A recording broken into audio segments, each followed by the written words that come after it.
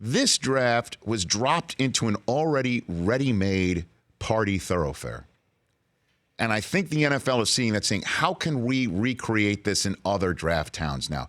Tell me the name of your iconic thoroughfare in your town, and they want to put it there.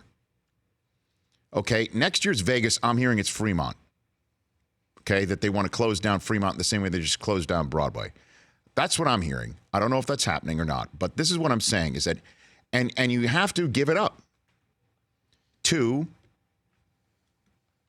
Roger Goodell. And I know that people say I'm caping for Roger. Is that the phrase that the kids would say, Chris? I think so. Okay, I don't know that. I'm not sure either. That again, out of all the things that he has done as commissioner, to basically say the way that we're doing the draft, we're going to rethink it. 3 days, 2 nights, 3 days. 1 first round on Thursday night, 1 big night Friday night, prime time. We're going to expand it, whatever, and we're going to send it from town to town. But that's not the person I mean, in terms of Roger Goodell, what he's done as commissioner, he's totally changed the draft. Look at that scene out there. It was crazy.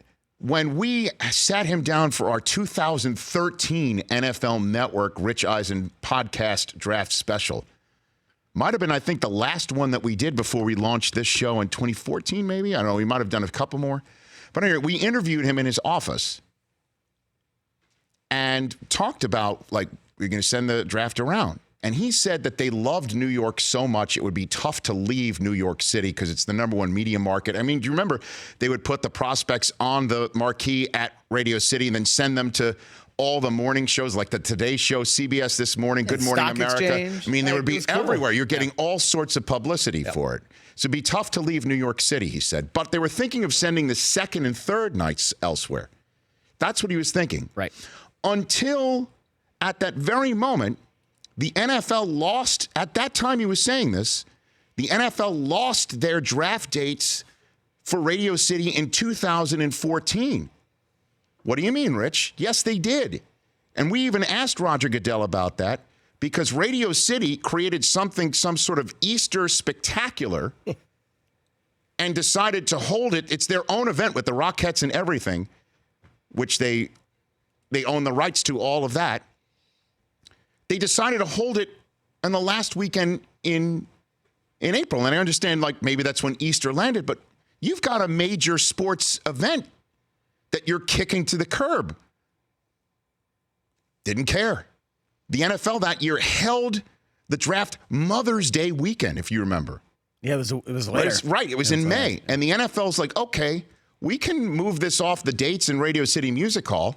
We'll deal with that. And then when they started preparing for that, and then Radio City canceled the event anyway, so they moved the NFL around for eventually no reason at all. They didn't hold the event that they told the NFL originally, you can't hold your event then, because they canceled it. They couldn't pull it together.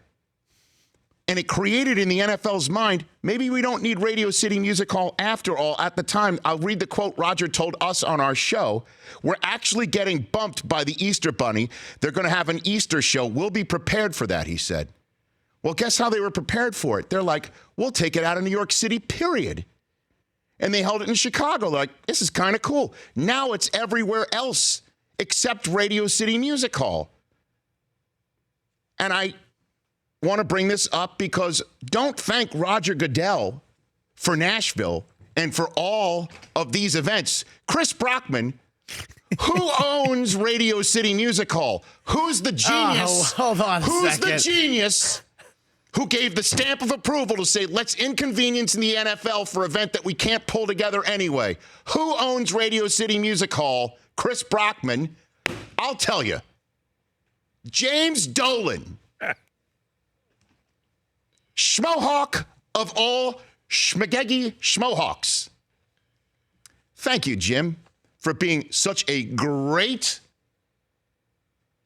owner and seer.